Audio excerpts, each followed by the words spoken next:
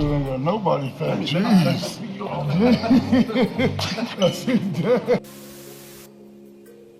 Ngannou Francis, issu d'une famille pauvre d'Afrique, SDF à Paris et champion du monde aux États-Unis. Je te garantis que son histoire va littéralement transformer ta vie. Alors, si tu crois en toi, regarde ça.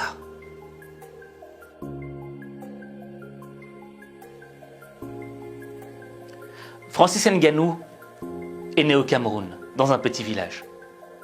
Il est issu d'une famille très peu aisée. À l'âge de 6 ans, ses parents divorcent. Et pendant le divorce de ses parents, justement, il est amené chez sa grand-mère. Sa grand-mère avait déjà d'autres enfants qui étaient déjà là. Mais ces autres enfants faisaient comprendre à Francis qu'il ne faisait pas partie de la famille. Ils l'ont rejeté. Ils n'ont pas voulu l'intégrer. Et ça, c'est déjà une des premières, je dirais, blessures, une des premières méchancetés de la vie qu'a dû vivre Francis Ngannou. Ensuite, il a été d'école en école. Et le fait de changer d'école a fait qu'il n'a pas pu vraiment s'intégrer avec ses camarades d'école. Il était toujours un petit peu rejeté, celui qu'on laisse au fond de la classe. J'ai grandi. Je suis né d'une famille très pauvre. On a toujours eu à manquer de tout. Toute mon enfance, je l'ai passé de gauche à droite. Et ça fait que j'ai jamais eu d'attache. À chaque fois, je devais passer une année scolaire dans un établissement et l'année prochaine, je devais le passer dans un autre. J'avais jamais d'amis, ni même de camarades de classe. Je pense que c'est ça qui a développé mon côté solitaire. Arrivé à l'adolescence, Francis se dit qu'il aimerait bien être architecte, parce qu'il aime bien les maths et il sent qu'il est capable de lire un plan. Ou bien avocat, parce que lorsque ses parents ont divorcé et qu'il a vu les honoraires d'avocat, il s'est dit « mais il y a moyen de se faire de l'argent et je pourrais au moins aider ma famille ». Mais c'est là que le bas blesse. Tu vois, Francis avait ses rêves là, mais il est très vite retombé sur terre. Parce qu'il a dû aller travailler dans les mines de sable. Travailler dans les mines de sable juste pour ramasser un salaire de misère afin de manger, afin de pouvoir aller à l'école. Et le temps passant, année après année, à force d'avoir travaillé dans ces mines de sable, il y a un moment où Francis se pose des questions. Il se pose des questions sur sa vie, sur où est-ce qu'il en est. Qu'en sera-t-il de son avenir s'il continue à travailler justement dans ces mines de sable ? Une vie pas animée, pas ambitieuse, pas rien. Les gens, il y a certains, ils font ça à 20 ans, ils sont pareils ici. Et moi, ça me faisait peur. Surtout quand je voyais des plus âgés qui touchaient peut-être le même salaire que le jeune qui fait ça pour payer sa scolarité. Et ça me faisait paniquer. Je ne pouvais pas. Bref, à l'âge de 22 ans, Francis décide de partir dans la capitale économique du pays, Douala. Et il décide d'y faire de la boxe. Pourquoi la boxe ? Eh bien, quand il était petit, un jour, il avait vu un poster de Rambo. Et tu sais, Rambo, il est hyper fort, hyper musclé. Et le petit, ça l'a inspiré. Et il s'est dit, je veux être fort, comme Rambo. Et au fur et à mesure, il a découvert la boxe, les sports de combat. Et il s'est dit, je veux être champion de boxe. Et c'est la raison pour laquelle il est parti dans la capitale économique du pays, Douala. Alors, au début, bon, il a 22 ans, donc les gens le disent, mais Francis, c'est un peu trop tard pour que tu deviennes champion du monde, tu vois. Les gens commencent très tôt, à l'âge de 10 ans, quand ils sont jeunes, et tu dois maîtriser les bases et les techniques. Non, Francis, vraiment, oublie, c'est impossible pour toi. Mais Francis décide d'y aller quand même, il est déterminé, tu vois. Et ça vaut mieux d'essayer plutôt que de retourner travailler dans les mines de sable. Alors, lors de ses premiers combats, Francis, il se fait déchirer. C'est normal. Les adversaires sont beaucoup plus expérimentés que lui, beaucoup plus rapides que lui. À 22 ans, commencer la boxe, c'était perdu d'avance.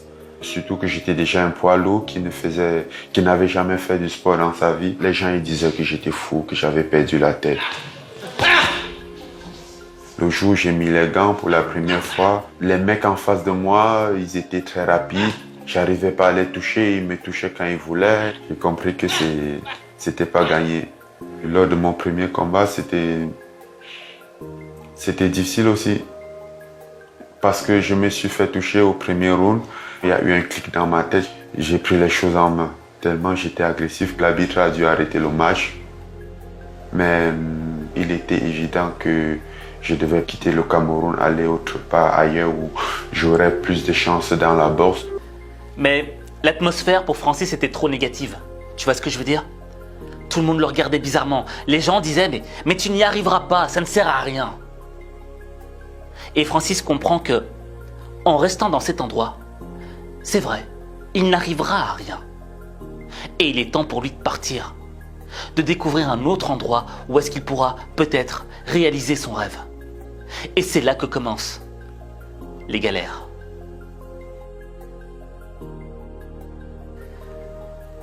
Les galères commencent pour Francis. Parce que Francis décide d'aller en Europe, d'atteindre l'Europe. Parce qu'il se dit que là-bas, il y aura peut-être quelque chose pour lui, un meilleur avenir pour lui. Donc, quel est le meilleur moyen quand tu es au Cameroun pour atteindre l'Europe? C'est de traverser l'Afrique. Mais il y a un moment où tu devras traverser le désert du Sahara. Et tu sais, il y a des passeurs qui font passer plusieurs migrants et ils te mettent genre 25 personnes dans une remorque d'un pick-up. Vous êtes 25 avec peu d'eau. Pourquoi?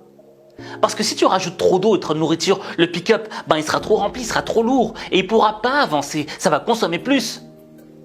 Donc tu vois, les conditions de voyage sont déjà très difficiles. Mais traverser le Sahara, c'est extrêmement dangereux. Parce qu'il y a des voleurs, il y a des brigands, il y a des vrais dangers à traverser le Sahara. Et il y a tellement de gens qui ne considèrent pas la valeur d'un être humain. Tu vois, pour toi, pour eux, t'es rien. Tu n'es rien pour eux. Tu n'es qu'un migrant de passage. Ta vie ne vaut rien. Et Francis traverse ce danger en étant totalement conscient de ce qui pourrait lui arriver. Et en laissant sa famille derrière. Donc imagine-toi, il pourrait t'arriver n'importe quoi. Tu pourrais mourir au milieu du désert, personne ne le saurait. Ta famille ne le saurait pas. Elle ne serait jamais prévenue. Et peut-être que le jour où elle serait prévenue, la peine qu'elle ressentirait, de savoir que tu es parti dans ces conditions si difficiles, si horribles. Mais Francis est parvenu à traverser ce désert. Et il arrive au Maroc. Au Maroc, il se retrouve dans le nord, dans le Chamel. Et là, pendant 1 an, il va vivre dans la forêt. Pourquoi? Parce que s'il se faisait attraper par les autorités, il savait qu'ils allaient le ramener dans le sud. Or, à quoi bon avoir fait tous ces efforts, avoir traversé tous ces dangers pour se retrouver à la case zéro? Ça ne sert à rien. Donc, il a fait le sacrifice avec d'autres migrants, de vivre dans la forêt, de manger ce qu'ils trouvaient, de chasser, de faire ce qu'ils pouvaient. Mais au moins, ils étaient proches de la frontière espagnole, avec Melilla. Et un jour, il la traverse. Il traverse. Tu sais, Melilla, c'est genre un mur comme ça avec des barricades et tu dois monter le truc pour le traverser. Mais t'as les flics de l'autre côté qui t'attendent. Minuscule territoire de 12 km², Melilla, avec l'enclave voisine de Ceuta, est le seul point de passage terrestre entre l'Afrique et l'Europe. Une frontière protégée par une triple barrière de 7 mètres de hauteur, largement financée par l'Union européenne et qui s'étend sur une dizaine de kilomètres. L'ajout de barbelés truffés de lames de rasoir au sommet du grillage doit rendre ce mur rempli de capteurs, de radars et de caméras toujours plus infranchissable. Le 17 septembre dernier, des centaines de clandestins en étaient venus à bout lors de cet assaut spectaculaire. Beaucoup avaient été arrêtés et renvoyés au Maroc par la Guardia Civile. Bref, il a mis le pied à Melilla. Mais lorsqu'il a mis le pied à Melilla, on l'a ramené à Tenerife. Et il a fait de la prison là-bas. Tu vois ce que je veux dire? Et après, il a réussi à s'en sortir. Et il s'est retrouvé à Paris. Mais à Paris, il avait rien. Il n'avait aucune source de revenus, il n'avait rien du tout. Et il était obligé de dormir dans la rue. SDF. À 26 ans. Tu vois ce que je veux dire? Et là, on peut déjà faire un point. Imagine-toi, tu as 26 ans. T'as traversé plein de galères, t'as rien en poche, t'as pas un sou, ta famille est de l'autre côté. Je veux dire, t'as l'impression d'avoir gâché ta vie. T'as l'impression que ta vie est foutue, qu'elle est terminée, de ne pas l'avoir réussi. Mais Francis, il a un autre mindset. On l'appelle le prédateur. Pourquoi est-ce qu'on l'appelle le prédateur? Parce que, tu sais, dans la vie, on a deux choix. Soit on décide d'être une proie, soit on décide d'être un prédateur. La spécificité de la proie, c'est simplement de subir les choses, de subir le monde, de subir les attaques. Tu subis toute ta vie. Et parfois tu te plains. Francis, lui, il a décidé d'être un prédateur. Le prédateur, c'est quoi? Eh bien, je pense que la plus belle image du prédateur, c'est le loup. Parce qu'un loup, il est indépendant. Un loup, il ne demande rien à personne. Un loup, il compte sur lui-même. Et tu sais, je fais souvent ce parallèle entre le loup et le chien. Je sais pas si tu l'as remarqué, mais un chien, il attend qu'on lui donne la nourriture. Le chien, il attend qu'on le sorte avec la laisse. Le chien attend qu'on lui donne. Un loup, tu pourras jamais lui mettre une laisse. Un loup, il n'attend pas à ce que tu lui donnes à manger. Le loup chasse de par lui-même. Et ça, c'est le mindset du prédateur.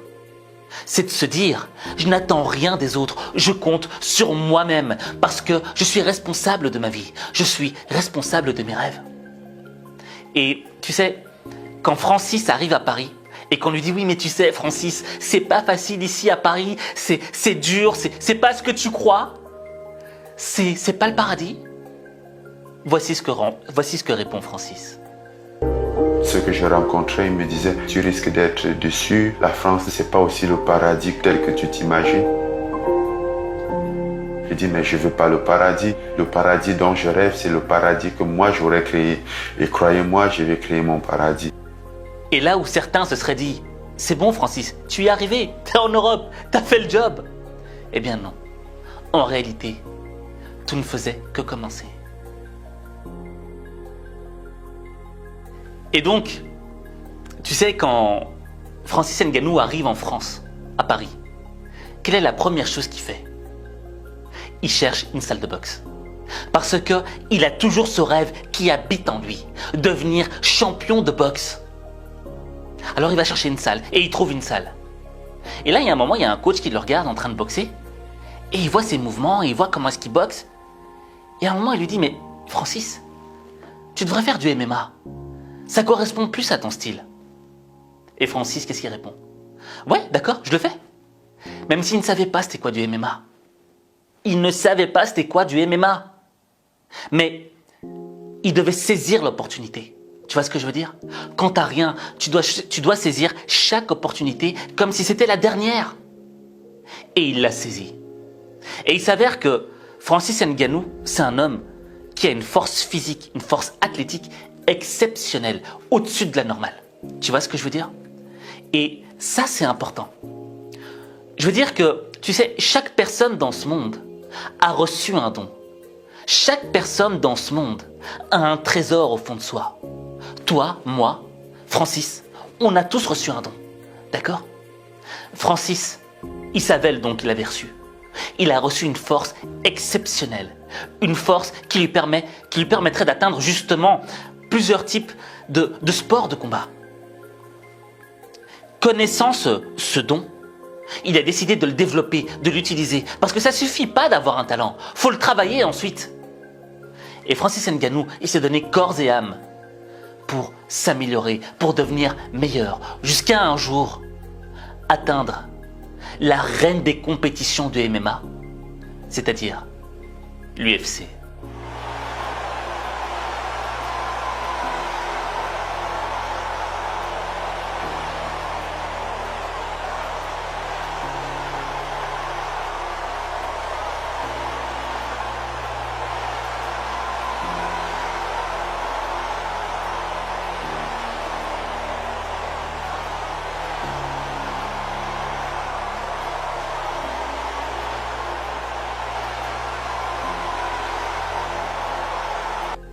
Et Francis Ngannou, c'est... Franchement, il a fait des combats exceptionnels en MMA. Vraiment des combats de légende. Tu vois, il y a la mise en évidence de cette force pure qu'il a, de ce don qu'il a reçu, mais qu'il a travaillé en même temps, qu'il n'a pas laissé là. Et là arrive le combat de sa vie. Le combat pour le titre de champion UFC. Face à Stipe Miocic. Miocic, bon bref, je sais pas comment on dit le nom de ce gars, mais on va le dire Stipe, d'accord, ce sera plus simple. Et il s'avère que Francis l'avait déjà rencontré lors d'un combat précédent.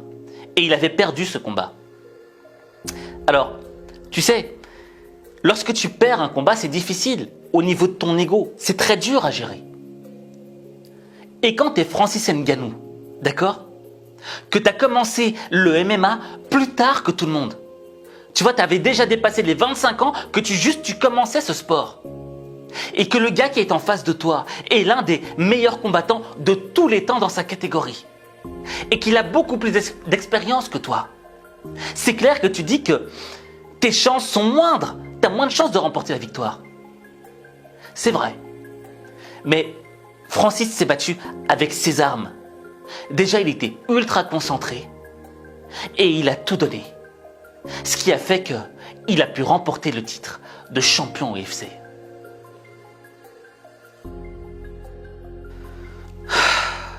Bon, moi je vais t'avouer que quand j'ai découvert l'histoire de Francis Ngannou, j'avais grave honte. J'avais grave honte de moi-même. Pourquoi? Parce que, tu vois, je me plains beaucoup parfois.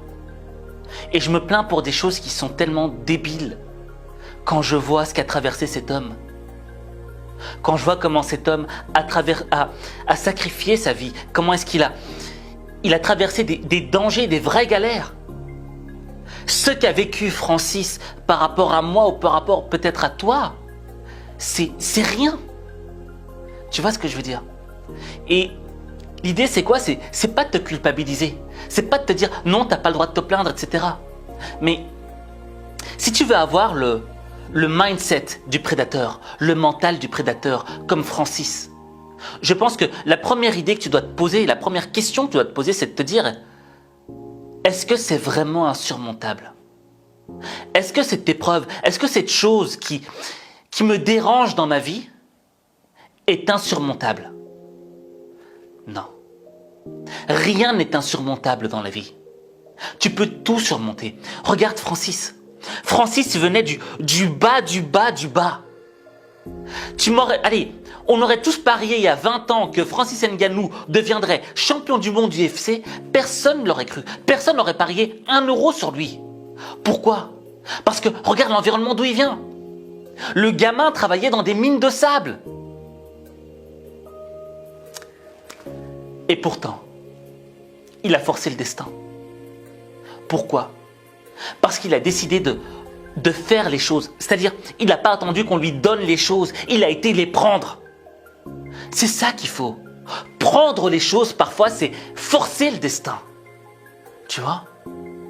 Quand il va dans sa première salle de MMA, je crois que c'est le MMA Factory, il est avec le coach Fernand Lopez. Il force le destin. Il va le rencontrer pour s'entraîner avec un des meilleurs. Tu forces ton destin. Le deuxième élément à savoir, c'est ce que tu veux vraiment. Francis, il voulait être champion de boxe. C'est ce qu'il voulait vraiment. Et il a traversé le désert pour le devenir. Toi, qu'est-ce que tu veux vraiment? Qu'est-ce que tu serais prêt à traverser pour cette chose? Est-ce que tu serais prêt à aller jusqu'au bout pour ce rêve que tu veux vraiment ou pas? C'est la deuxième question que tu dois te poser. Maintenant, il y a une troisième question et qui est extrêmement importante. Quel est ce trésor qui est caché au fond de toi-même? Quel est ce don, ce talent que tu as reçu? Est-ce que tu l'exploites comme il faut? Est-ce que tu es fainéant? Est-ce que tu crois en toi ou pas? Moi, si Francis était venu à Paris et qu'il m'aurait dit « je veux être champion du monde », j'aurais dit « c'est bien mon gars, mais t'as déjà 26 ans, c'est trop tard ». Tu vois ce que je veux dire? Et même si t'es fort, je pense pas que tu y arriveras. Bah, j'aurais eu faux sur toute la route. Parce que l'idée, c'est quoi? C'est que Tu sais, dans la vie, tu vas avoir plein de gens qui vont te dire ça. Qui vont te dire oui, mais c'est bien, mais reste à ta place. C'est pas le moment et tu n'y arriveras pas.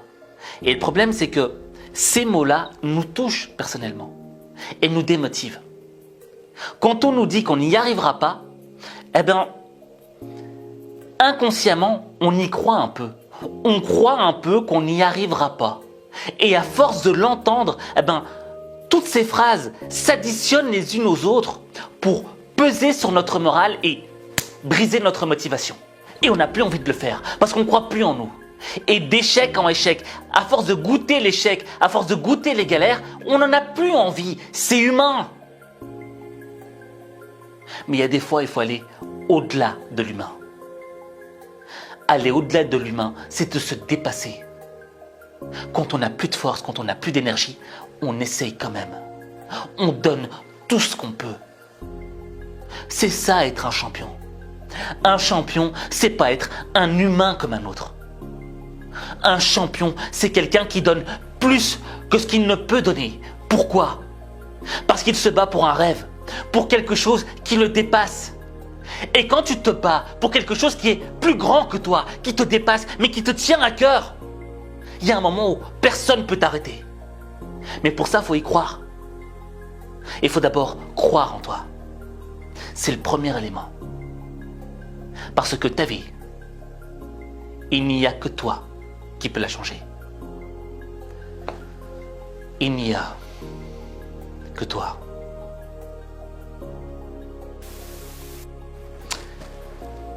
Tu sais, je pense que c'est une des vidéos qui a été la plus difficile pour moi à faire. Parce que je suis très ému. Ça me touche vraiment très très fort. Parce que j'ai reçu beaucoup de messages de gens qui traversaient justement le désert. Des gens qui ont traversé le désert pour atteindre l'Europe. Et qui me disaient, Aziz, quand on était dans le pick-up, on écoutait du H5 Motivation pour essayer de se motiver. Et tu vois, ça fait mal.